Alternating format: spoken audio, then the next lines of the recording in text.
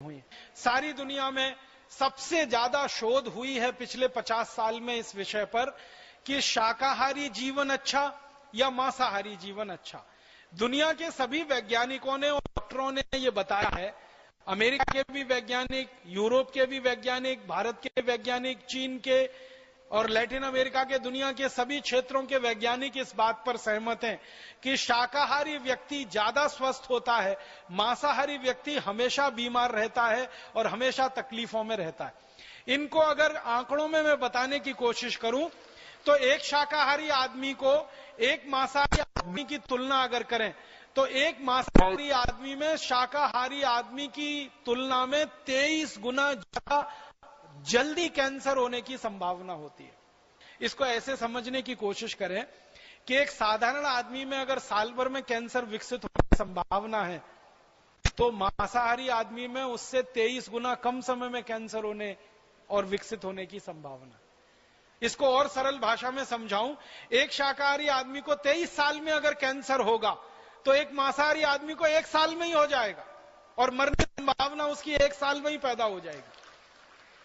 मतलब इसको ऐसे कहें कि शाकाहारी आदमी 23 साल ज्यादा जिंदा रहेगा, मांसाहारी आदमी उससे 23 साल पहले मरेगा कैंसर की स्थिति में। इसी तरह से डायबिटीज है और हार्ट अटैक है। डायबिटीज और हार्ट अटैक के बारे में सारी दुनिया के वैज्ञानिकों का यह कहना है कि जो शाकाहारी आदमी है उससे 40 गुना ज्यादा संभावना है मांसाहारी आदमी के डायबिटिक होने की और उसके हार्ट अटैक आकर मर जाने की। इसी तरह से अन्य बीमारियां हैं, जोड़ों का दर्द है, घुटनों का दर्द है, अर्थराइटिस है, ऑस्टियोआर्थराइटिस है, मोटापा है, फैटी होना है, ओबेसिटी होना है। इसकी संभावना तो कई 100 गुना ज्यादा है मांसाहारी में शाकाहारी की। सारे दुनिया के वैज्ञानिक इस बात पर सहमत हैं कि शाकाहारी जीवन ही स्वस्थ जीवन है और शाकाहारी जीवन को जीकर ही आप ज्यादा दिन जिंदा रह सकते हैं। मांसाहारी होकर तो बहुत जल्दी पड़ेंगे और मरेंगे। इसमें संभावनाएं क्या क्या हैं? जो मांसाहारी लोगों के बारे में वैज्ञानिकों का कहना है वो ये कि जो मांस उत्पन्न हो रहा है वो बहुत ही खराब तरीके से होता है। सबसे बड़ा खराब तरीका कि जानवरों को जहां पाला जाता है और रखा जाता है वो जगह बहुत छोटी होती है और जानवर उसमें ज्यादा भरे जाते हैं।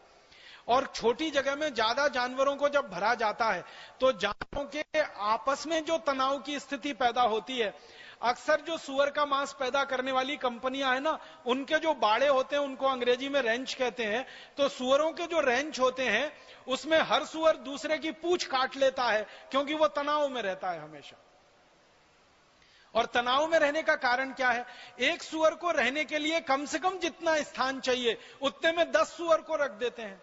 एक मुर्गे को रहने के लिए कम से कम 4 स्क्वायर फीट जगह लगती है। 4 स्क्वायर फीट में तो 10 मुर्गों को जबरदस्ती रख देते। एक गाय को रहने के लिए न्यूनतम जितनी जगह चाहिए उसमें 10 गाय को रख देते हैं। एक भेड़ को रहने के लिए, बकरे को रहने के लिए जितनी जगह चाहिए उसमें 10 गुने ज्यादा रख देते हैं। तो जानवर हमेशा तनाव में रहते हैं क्योंकि जगह कम होती है उनको रहने के लिए। आप ही एक इसको रहने की कोशिश करके देखिए कभी।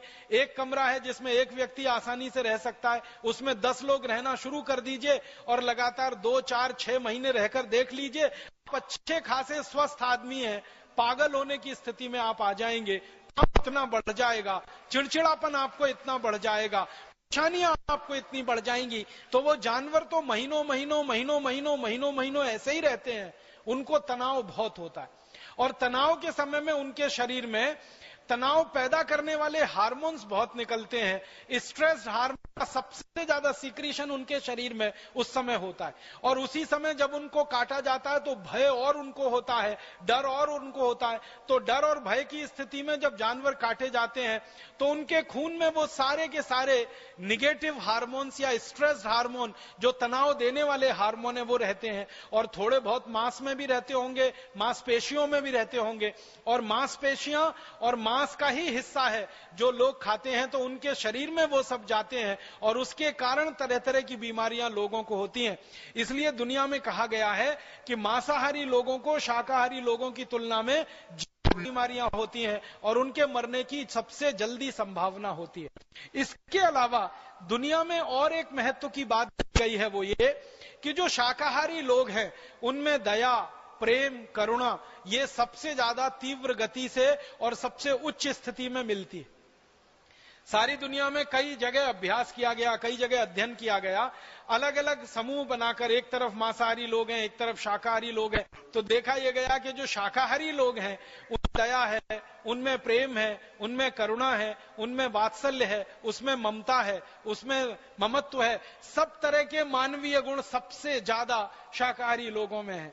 और हिंसा है, हिंसा के साथ साथ चोरी, चपाटी, डकैती, बलात्कार की भावना, एक दूसरे को दुष्टता के स्तर पर देखने की भावना, एक दूसरे को नुकसान पहुंचाने की भावना, ये सबसे ज्यादा देखी गई है मांसाहारी लोगों में होती है।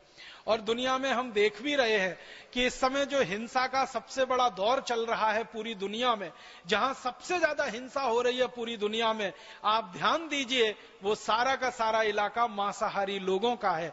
और मांसाहारी लोगों के इलाके में होने वाली जो हिंसा है वो जल्दी खत्म नहीं होती है। 10, 20, 50 साल नहीं, सैकड़ों सैकड़ों साल वो हिंसा चलती है, और इस हिंसा में से प्रतिहिंसा चलती है, और वो पूरा इलाका हमेशा के लिए अशांत और अशांति में डूब जाता है। दुनिया में जहां शाकाहार बहुत ज्यादा है, उन देशों में आप देख लो काफी शांति मिलेगी। मैंने ये देखा इस अध्ययन में कि जो शाकाहारी लोग हैं वो गरीब हैं, भुखमरी के शिकार हैं, उनमें कुछ महामारियां भी हो सकती हैं, लेकिन सबसे ज्यादा शांति उन्हीं के इलाके में है जहां सबसे ज्यादा शाकाहारी लोग हैं पूरी दुनिया। और जहां मांसाहारी लोग हैं उनमें अमीरी हो सकती है, उनमें अमीरी है, उनमें समृद्धि है, उनमें संपत्ति है, लेकिन सबसे ज्यादा हिंसा उनके बीच में है, और मानसिक हिंसा सबसे ज्यादा है, सबसे ज्यादा अशांति उनके बीच में। दुनिया में जिन देशों में मांस सबसे ज्यादा खाया जाता है वहां मानसिक रोगी सबसे ज्यादा है। एक छोटे से देश की कहानी बताता हूं। स्पेन नाम का एक देश है और स्वीडन नाम का एक देश है। स्वीडन को दुनिया में कहा जाता है सबसे ज्यादा अमीर देश है। स्वीडन को कहा जाता है वहां विकास का मानदंड सबसे ऊंचा है। परम पूजनीय स्वामी जी थोड़ी देर पहले अपने व्याख्यान में कह रहे थे ना कि संयुक्त राष्ट्र की जो रिपोर्ट बनती है मानवीय विकास की सूचकांक रिपोर्ट, उसमें स्वीडन हमेशा नंबर 1 पर रहता है, भारत हमेशा 136 नंबर पर रहता है। स्वीडन के बारे में कहा जाता है कि वहां के लोगों को कोई दुख नहीं है, कोई तकलीफ नहीं है, कोई परेशानी नहीं है, उनके यहाँ भ्रष्टाचार नहीं है, उनके यहाँ मारामारी नहीं है, उनके यहाँ वगैरह वगैरह बहुत सारे दुख नहीं है। उस स्वीडन के बारे में अभी मैं थोड़ा अभ्यास कर रहा था, यही शाकाहार मांसाहार के हिसाब से। तो स्वीडन है तो छोटा सा देश, लेकिन मांस सबसे ज्यादा खाया जाता है और मांस का उपभोग सबसे ज्यादा है। तो स्वीडन के कुछ डॉक्टरों ने और वैज्ञानिकों ने एक अध्ययन किया, वो इस बात के लिए कि स्वीडन की सड़कें दुनिया में सबसे अच्छी हैं, सबसे अच्छी सड़कें हैं पूरी दुनिया में स्वीडन में है। ऐसा कहा जाता है कि स्वीडन की सड़कें हैं वो रबर की सड़कें हैं। जैसे आप रबर की सड़क पर चल रहे हैं तो स्वीडन की सड़कें इतनी अच्छी हैं, लेकिन स्वीडन के वैज्ञानिकों का कहना है कि सबसे ज्यादा दुनिया में पीठ दर्द के मरीज अगर कहीं हैं तो वो स्वीडन में ही है। जिनकी सड़कें सबसे अच्छी हैं, जहां पर गाड़ी ऐसे चलती है जैसे पानी में मछली फिसलती हो, वहां के लोगों के पीठ में दर्द क्यों होना चाहिए? भारत जैसे देश की सड़कों के बारे में ये कहा जाए तो समझ में आता है, क्योंकि भारत में तो सड़कें कम है, खड्डे ज्यादा हैं। यहां तो सड़क के बीच में खड्डे नहीं है, खड्डों के बीच में से सड़क निकलती है। यहां के लोगों के पीठ में दर्द हो तो समझ में आता है पूरी दुनिया में सबसे ज्यादा, लेकिन स्वीडन के लोगों के पीठ में सबसे ज्यादा दर्द क्यों है? तो वहां के वैज्ञानिकों का कहना है कि साइकोसोमेटिक डिसऑर्डर है वहां के लोगों को। मनोदैहिक जो चिकित्सा करने वाले वैज्ञानिक है वो कह रहे हैं कि इसकी ज्यादा असंतुलन में से पैदा हुई बीमारियां हैं, उन सड़कों से कोई लेना देना नहीं है। और उनका कहना है कि बीमारियों का एक बड़ा कारण उनके यहाँ वो मांसाहारी भोजन है और मांसाहारी जीवों की हत्या है और उनसे निकलने वाली हिंसा है। तो ये अभी अध्ययन सारी दुनिया में हो रहे हैं और बता रहे हैं कि कैंसर ज्यादा हो रहे हैं, डायबिटीज ज्यादा हो रही है, हार्ट अटैक ज्यादा हो रहे हैं, ब्रेन हेमरेज ज्यादा हो रहे हैं, कोलेस्ट्रॉल ज्यादा बढ़ रहा है, मोटापा ज्यादा बढ़ रहा है, हमारे घुटनों के दर्द, कमर के दर्द, कंधों के दर्द ज्यादा बढ़ रहे हैं मांसाहारी लोगों को। तो हम क्यों फालतू में इस दुनिया में जाएं, मांस खाने वाले बने? इसलिए मेरा आप सभी से एक विनम्र निवेदन है, मैं तो ये मान के आपसे ये बात कह रहा हूं कि हम में से तो शायद ही कोई भारत स्वाभिमान का कार्यकर्ता होगा जो मांसाहारी अब तक बचा होगा, अन्यथा तो वो शाकाहारी हो गया होगा। प्राणायाम करते करते, योग करते करते, बार बार आस्था चैनल पर परम पूजनीय स्वामी जी का व्याख्यान सुनते सुनते अब तक तो सभी भारत स्वाभिमान के जो कार्यकर्ता हैं, भारत स्वाभिमानी है, वो सब शाकाहारी हो गए होंगे, लेकिन गलती से कोई एक आध बच गया है तो अब हो जाना चाहिए, उसको बहुत जल्दी से जल्दी शाकाहारी हो जाना चाहिए, उसको मांसाहारी रहना ही नहीं चाहिए।